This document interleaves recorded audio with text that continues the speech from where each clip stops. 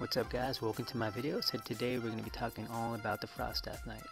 And as you guys know, Frost got buffed in patch 7.3 and it also got a little bit of an overhaul, with the talents getting moved around, stuff like that. And right now I'm having a lot of fun with it, both in PvE and in PvP. And as somebody who's main Unholy most of his expansion, I can definitely tell you that playing Frost right now just feels amazing because it's not as complicated as Unholy. It's not as clunky as Unholy. The rotation is pretty straightforward.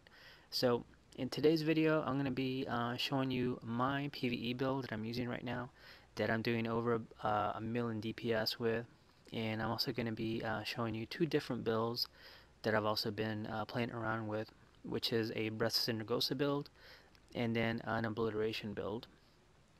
And both are actually really good.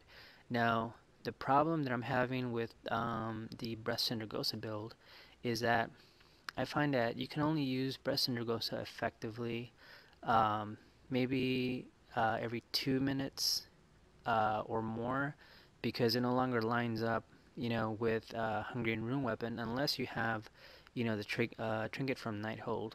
So Breath of Cindergosa is a little bit clunky this patch, but it's still sort of viable, I guess, guys. You can definitely make it work if you want to. So let's go ahead and get started, guys. Let's take a look at some DPS tests that I did earlier today and see how we did. Alright guys, so for this first test I'm using a Breath of Cindergosa build, and I'm doing way over 1,000,000+ DPS with this build still, which I think is really cool. Now the problem that I'm having with Breath in this patch is that we no longer have the Hungarian Rune Weapon talent to feed us all those runes and all that runic power. So you can't really maintain your breath for very long. I think the max I was able to keep it up is maybe about 20 to 25 seconds. Now the other problem that I'm having is, unless you have the Nighthold trinket, it pretty much is really hard to line up Breath of Cindergosa effectively with your Empower Rune Weapon talent. And because of that, you either have two choices. One, you can just, when Breath of Cindergosa is up after 2 minutes, you can just kind of plan for it and pool all of your runic power for, to get a really good breath off. Or you can wait 3 minutes for your Empower Rune Weapon to come up, which I don't think is efficient. I definitely wouldn't recommend that. So it does have its downsides, guys. Now, the other build that I've been using, like I said, is Obliteration. Now with Obliteration, the reason I like it so much is because, well, one, we don't have to rely on waiting on Breath of Cindergosa to get, some really bursty DPS, off. So with Obliteration, it's more of a consistency build, and Obliteration is up like every minute or so, right? And but I found that both specs are still really good, guys. As you can see from the DPS test, I mean, I'm doing over 1,000,000 DPS with both builds. So, whether you go with Breath or whether you go with Obliteration, I think it's just a matter of your playstyle. I know some people are still hardcore, Breath spec, like they still want to just keep on using it, and I think that's fine. And other people want to try something new, and they're going with, more of an Obliteration spec. So next, guys, we're going to show you the talents that I'm using to make these builds work. So let's go ahead and get to that. Alright guys, so let's go ahead and go over my PvE builds. Now keep in mind, guys, that these are my PvE builds that are working for me. So it doesn't necessarily mean that they're going to work for you, because every character is different. But for the most part, I found that this build, this is the Breath of Cindergosa build, is really good, at least for my character.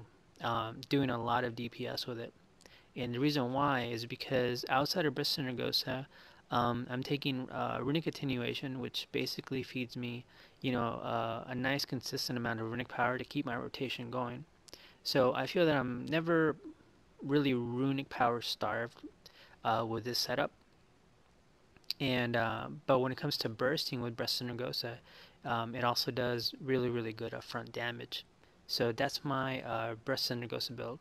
Now the other build that I'm using, this is actually one that I'm going to start using from now on is my obliteration build. And as you can see, it's basically exactly the same as Breath Gosa, except now I'm just taking obliteration. Now, why would you want to take obliteration, right? Well, I found after a lot of testing, both on a target dummy and in actual raids, that obliteration, although it doesn't do as much upfront burst DPS like Breath, it has really good consistent DPS, and I'm talking about like 900 to a million DPS, which is really nice, guys. So that's it, guys. Those are my two PvE builds for my Frost Death Knight, and like I said, these builds work for me. My advice is just to basically test them out to see how they work for you, and if not, definitely feel free to tweak them up a little bit. And if you do have your own builds, make sure to share them in the comments below, guys, so I can check them out and test them out myself too.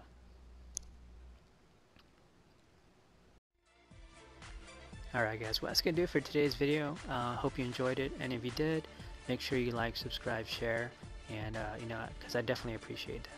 Now, most importantly, if you guys have any PvE builds of your own that you're having a lot of success with, make sure you leave it in the comments below so I can check them out. Because it never hurts to see what other people are doing on their Frost Death Knight. But anyway, guys, until next time, I'll talk to you guys later.